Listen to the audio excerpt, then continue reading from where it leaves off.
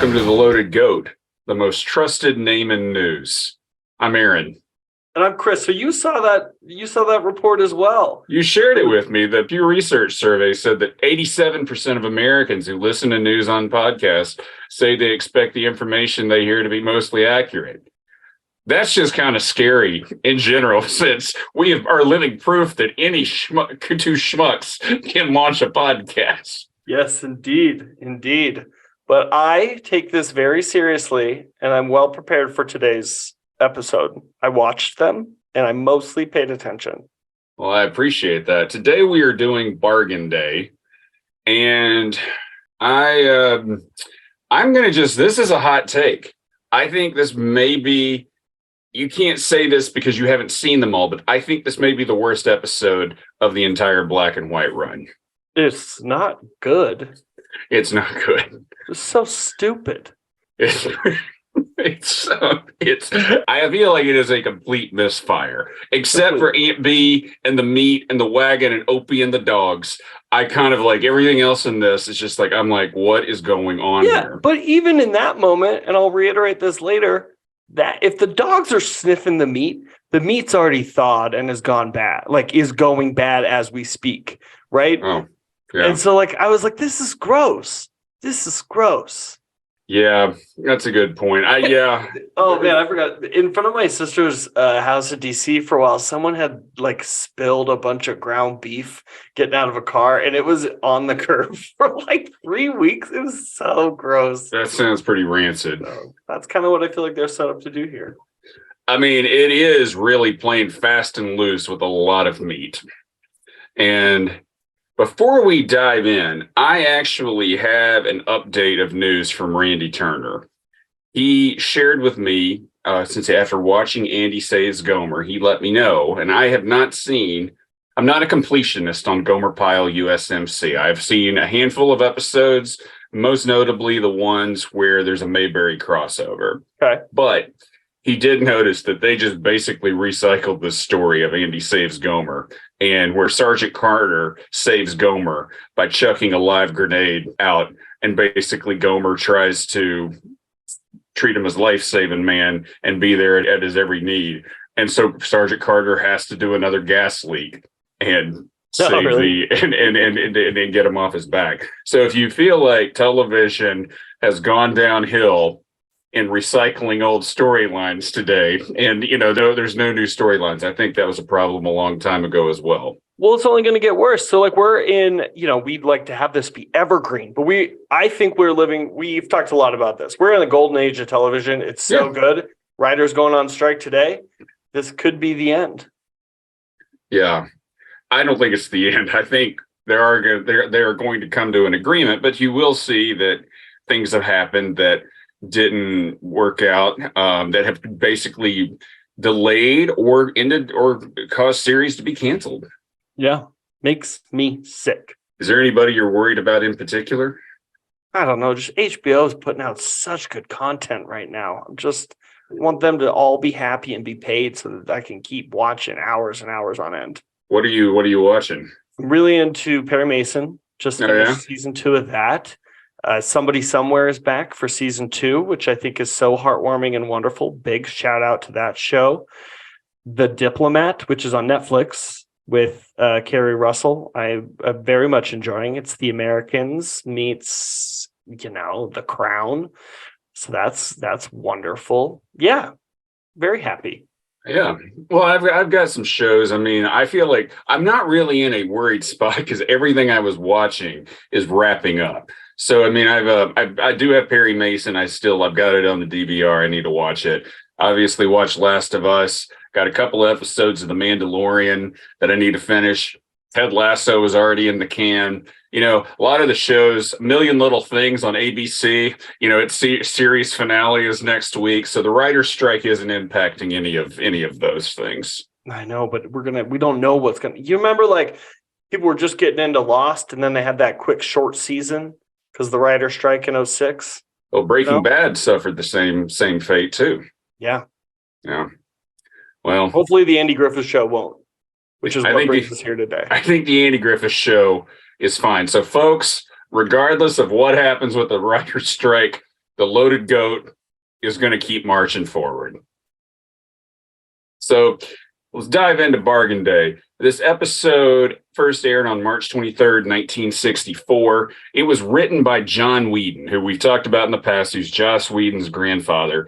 And it was his very last episode that he did. And I am wondering if it was because this episode was such a dud. Yeah, probably. Wait, could you remind me who Joss Whedon is again? He did Firefly. He did the Avengers. Yeah. We do this every time I mention this writer. You're like, who's this guy again? Yeah, all right.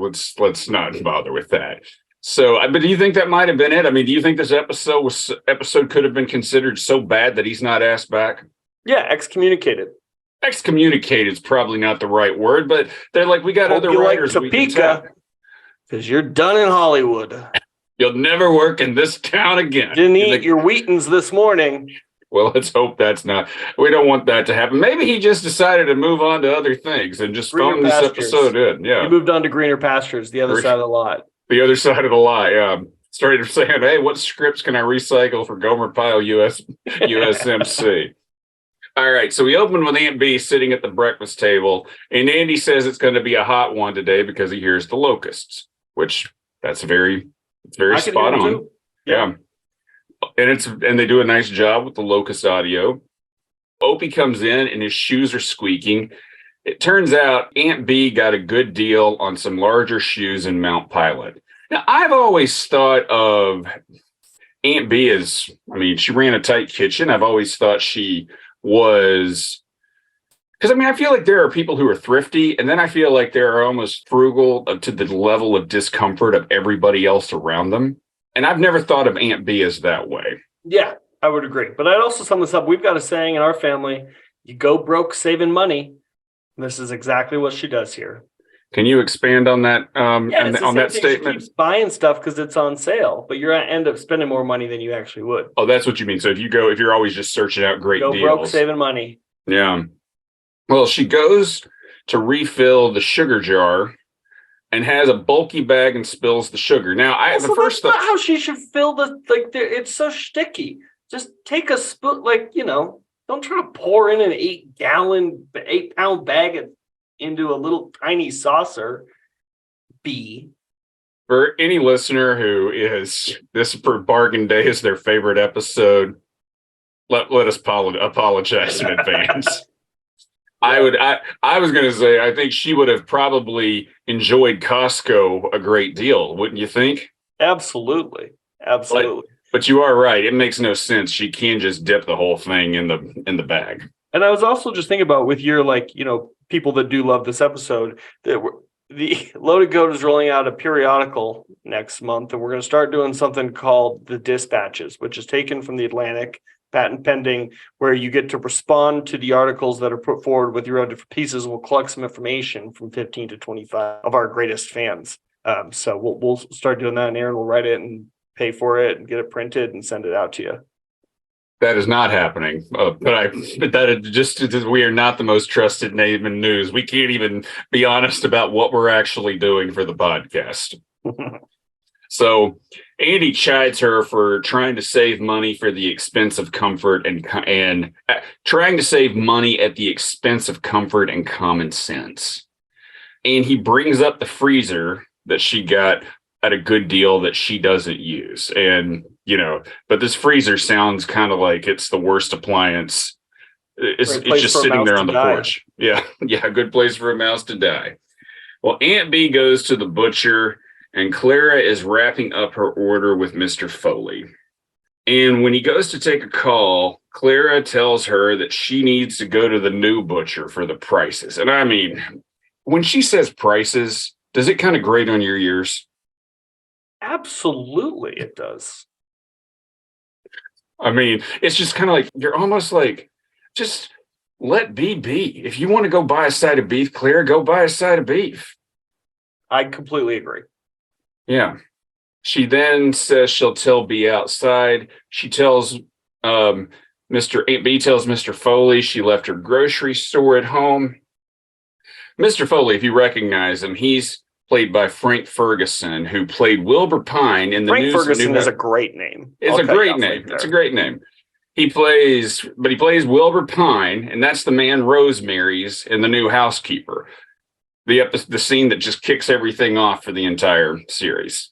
Because Interesting. Yeah. A nice little callback to one of the early days of the show, both the Andy Griffith Show and the Loaded Goat. I agree. The new butcher charges 10 cents less a pound, which, I mean, in 1964 is nothing to sneeze at. But you have to buy the beef by the side, which is basically the modern day equivalent to, I mean, that's just kind of like, that's still kind of the same trade-off of, if you're going to buy in bulk, you are going to save money, but you got to buy in bulk. Yeah. And B decides. Which I'm interested in how this small town person in a straw hat is able to do this big Costco-esque purveyorship. Well, he's a butcher. He might. Direct to consumer.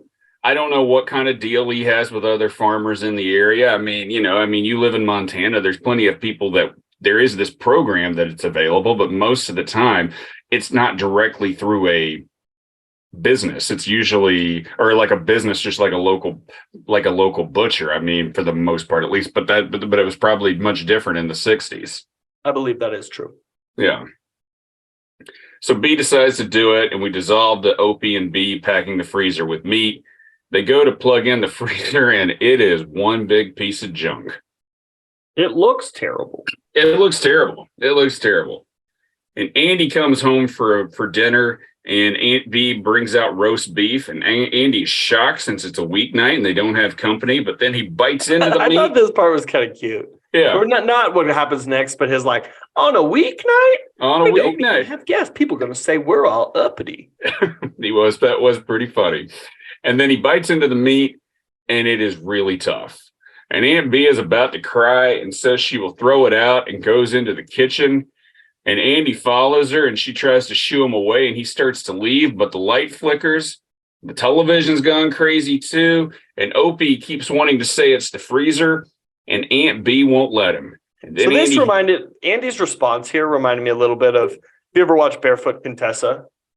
No. So, Ina Garten, excellent chef.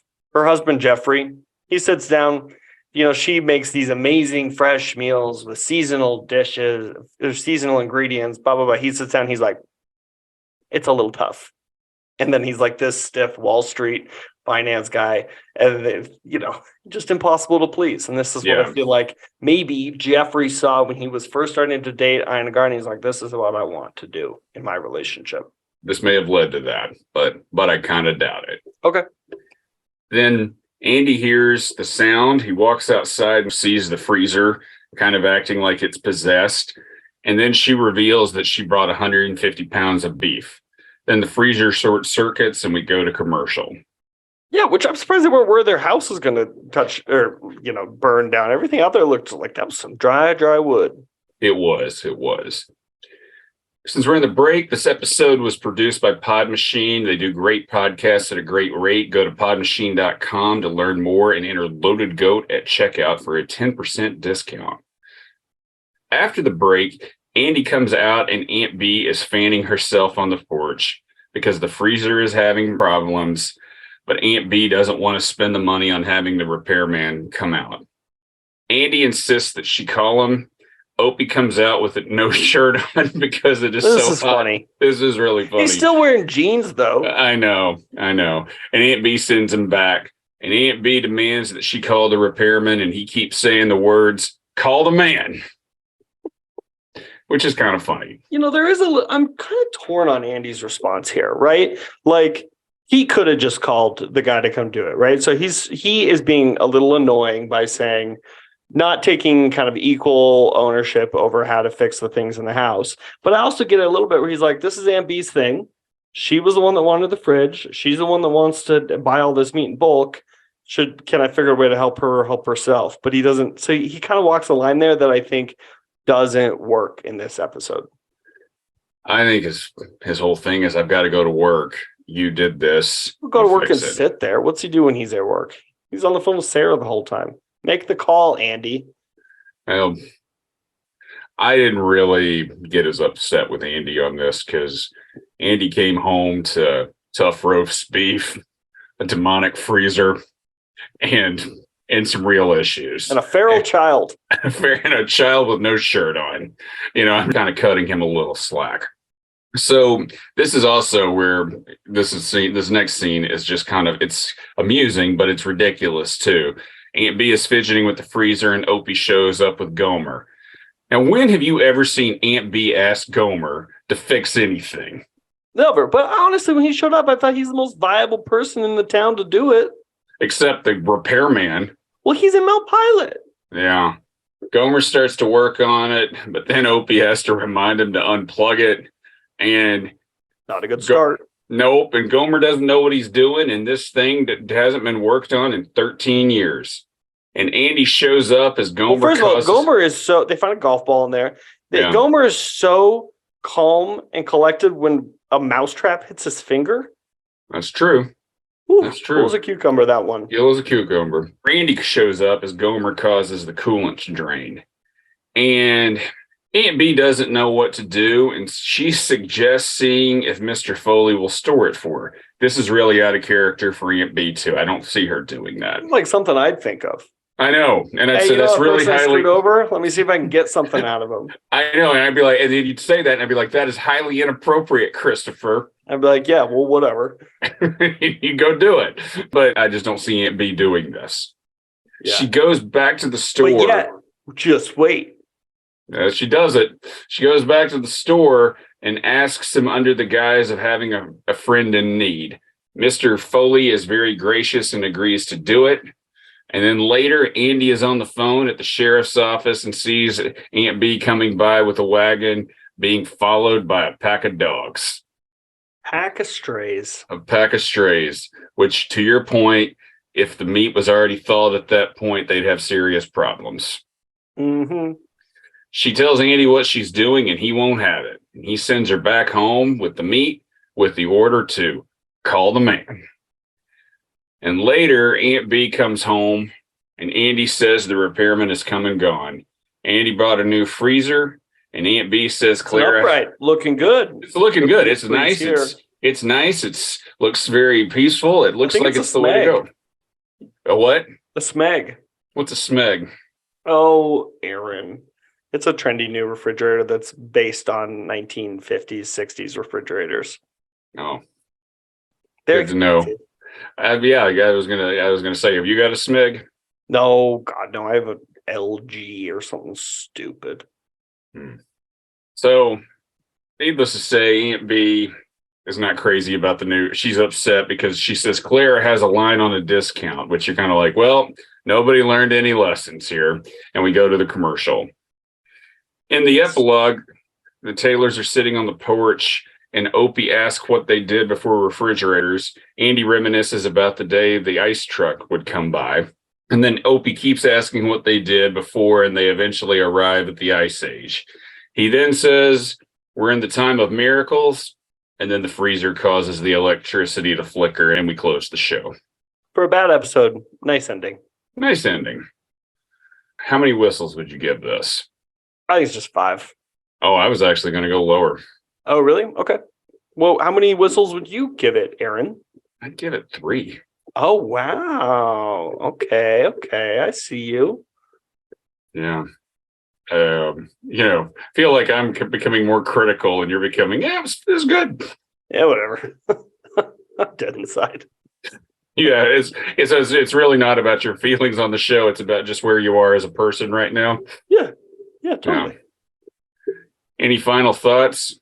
No, but I thought of something I want to say just at the end when we do the closeout. Okay. All right. Well, thanks for listening, folks. Check us out on Apple Podcasts, Spotify, YouTube, and wherever you get your podcast. And if you think about it, subscribe. Next week, we'll be doing a better episode that we enjoyed more, Divorce Mountain Style. And until then, Christopher, call the man. Want to see what's in my freezer? No, I don't.